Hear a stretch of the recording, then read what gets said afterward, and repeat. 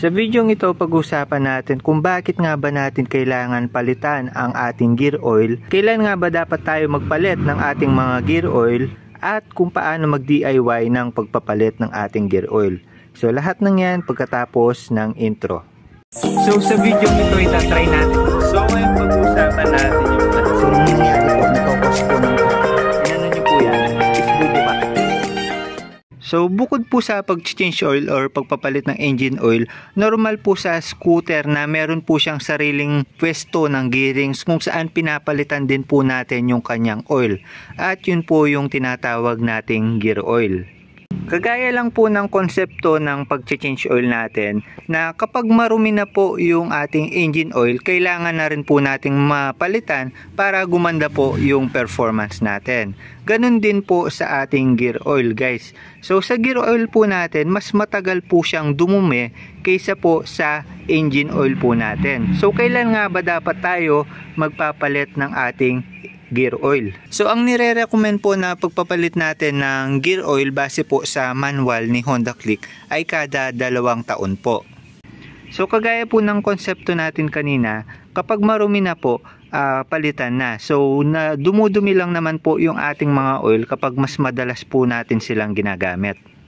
Pero para magkaroon po kayo ng idea, baka malito po kayo kung kailan pa dapat kayo magpalit, hindi nyo naman alam kung marumi na, syempre, 'di ba? So sa akin po, dahil 2 taon na po yung aking motor, which is ito na rin yung time na first time kong magpapalit ng gear oil ng ating motor. At kung makikita nyo yung odometer natin, yung total 9,474, approximately mag-20 odometer na yan. At nasa 2 years na po yung aking motor. So 2021 po kasi yan, 2023 na ngayon, 2 years na po yung aking motor at 20k odometer na almost. So mamaya makikita po natin kung gaano nga ba karumi yung gear oil ng may 20k odometer na at 2 years na ginagamit na motor. Sa gear oil naman po na gagamitin natin, ang pinaka-recommended po ay itong Honda Scooter Gear Oil. So wala po siyang nakasulat na viscosity kaya medyo nakakalito po. Pero pwede naman tayong bumili ng mga aftermarket. Basta siguraduhin lang natin na okay yung brand na yun at trusted na yun. Pero pinaka-recommended para hindi na kayo manghinayang or mag-isip pa ng kung ano-ano, gamitin nyo na po yung galing sa Honda na gear oil. So ngayon tuturuan ko kayo paano magpalit ng gear oil po natin. So dito sa part na to ng ating motor, ito yung ating motor. Dito po sa left side, sa may ilalim ng panggilid natin, makikita po natin itong mga tatlong bolt natin. So ayan po, tatlo po yan. 2 lang po dyan yung pakikialaman natin. Yung drain bolt po natin at saka yung intake bolt natin. So ito, from the word itself, drain bolt, dito natin i-drain yung oil. So pagbukas natin yan, tutulo na yung oil. Tapos dito naman natin ipapasok yung gear oil natin. So bago natin ipasok to, kailangan isara muna natin to. So ngayon guys, bubuksan muna natin siya. Ang gagamitin natin na tools dito ay 12mm. Ito na socket wrench. So take note lang, dahil i-drain muna natin siya, ang bubuksan po muna natin ay yung part ng ilalim or yung drain bolt.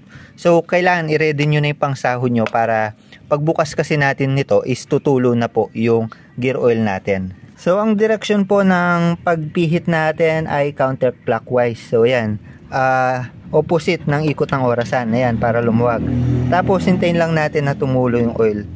Ayan, pag ikot natin ng konti, pwede na natin siyang kamayin. Tapos tutulo na po yung oil natin, gear oil.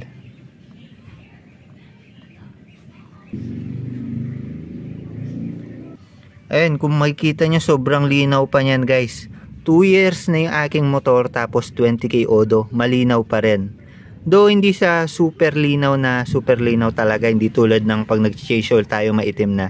Makikita nyo naman na may pagkaitim ng konti, pero hindi siya super, ayan, nung dumami na, medyo umitim na rin pala guys. So ayan, hindi siya drastic na sobrang dumi, malinaw na malinaw. Pero yun, recommended ko sa inyo guys, 20k palit na kayo, tapos 2 years. Pero pwede nyo namang hindi sundin yun, pwede kayo magpalit ng 10k odo, 5k odo, depende sa inyo. Yung iba nagpapalit kada 3 change oil, isasabay na yung gear oil. Pero ang ano ko lang doon, ang bad side ko lang doon sa madalas na pagpapalit natin is baka ma-lost thread po yung ating mga bolt at mag-cause na hindi na natin sila mailak ng maayos or maipihit ng maayos, mailak ng maayos. So yun, baka yun din yung mag-cause kapag palit tayo ng palit ng gear oil natin, which is hindi naman kailangan palitan agad dahil hindi naman siya sobrang bilis na dumumi katulad nito 20k Odo. Siguro mga 15k guys or 10k pwede na rin, kasi dito sa 20k makikita na natin na may pagkadumi na din siya kung makikita nyo. Yan, pag medyo tumutulo-tulo na lang, buksan na rin natin ito guys, itong part na to, itong intake natin. Take note lang may katabi siyang isang bolt dito, so yung bubuksan natin is itong part na to. So yan, para huminga siya tapos tumulo, then itatagilid natin ng konti.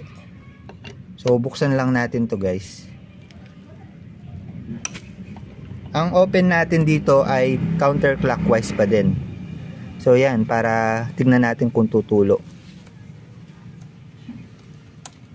Ayan, tumutulo lang konti-konti. Ang gagawin natin ngayon, tatagilid natin para tumulo yung mga natitirang oil.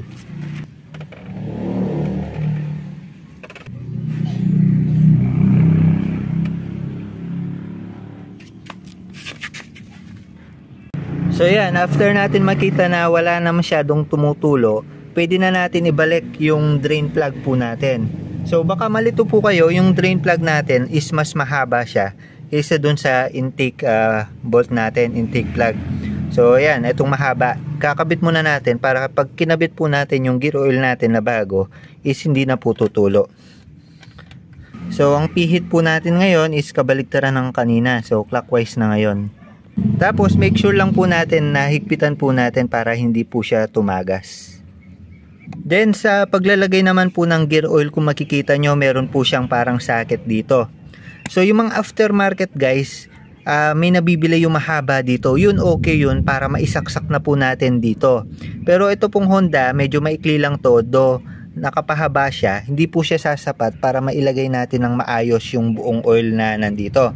Kasi magkakaroon ng time na mahihirapan natin ubusin or simutin yung nasa loob. So kailangan po natin ng parang bridge para maipasok. So pwede po tayong gumamit ng straw, ng kung ano-ano mga bagay para maipasok po natin siya ng maayos.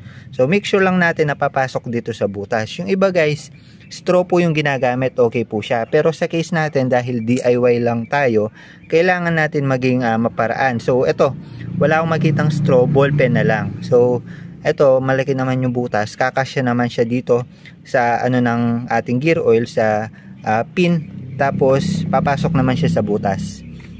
So sa pagbukas nito guys, kailangan natin putulin itong part na to, yung dulo, yung tip, kasi nakalock po yan So yan, putulin lang natin. Mas maganda lakyan na natin. Ayan, so kapag naputol na natin, ayan, may butas na siya. Pag nakita na natin yung butas, pwede na po natin ipasok. So sa mga nagtatanong, gaano nga ba karami yung kailangan nating ilagay? So sa paglalagay natin, ubusin lang po natin yung laman nito. So kapag nag-overflow, tigilan na po natin. Pero ito pong laman ng ating gear oil ni Honda is okay na po ito na ubusin para po sa ating gear oil. So ayan, nilagay lang natin siya guys. Ayan, kung makikita nyo, tuloy-tuloy siyang bumubuhos. Make sure na nakaslope, nakapababa pa rin kahit papano, para yung agos papunta talaga dun sa ano natin, sa gearings sa loob. So ayan, hintayin lang natin siya maubos. Sa ibang oil kasi guys na nakikita ko, sobrang haba nung nguso niya, papunta na siya dun. Tapos gugupitin mo yung dulo, okay na siya. Pero dito sa Honda, dapat sana hinabahan na rin nila yung nguso. Pero yun, kailangan natin maging maparaan at madiskarte para maipasok to. So take note, yung maliit na intake plug or bolt yung ilalagay natin yun, nandito yung mahaba. So ayan, ikutin lang natin clockwise para higpitan. So tamang higpit lang para hindi ma-lost thread guys. Kasi pag pinakatodo nyo, baka masira yung threading sa loob at mag-cause na pag binuksan natin, baka maluwag na, sira na yung thread. Yung sakto lang. Pati dito sa ilalim. Then kung gusto niyo po magka-idea kung gaano yung difference ng dalawa ng bagong oil natin at saka yung lumang oil. Ito yung sa 20k guys 20k 2 years. Ayan, ganyan po yung difference ng dalawa. Kung makikita nyo, may pagbabago naman pero hindi naman super drastic. So ayan, kayo na mag-decide kung kailan kayo magpapalit ng inyong mga gear oil. So idea lang ito na ganito karumi yung 20k at saka 2 years na paggamit ng motor dito sa bago. Then after natin na ilagay yung gear oil natin, painitin lang natin yung ating motor guys. Paandarin natin yung ating makina para yung gearings nya sa loob umikot siya ulit. Ayan, para magkaroon ulit ng magandang flow sa loob. So ayun lang po para sa video natin. The more you click, the more you know. Usapang gear oil ng ating Honda Click. Bye bye.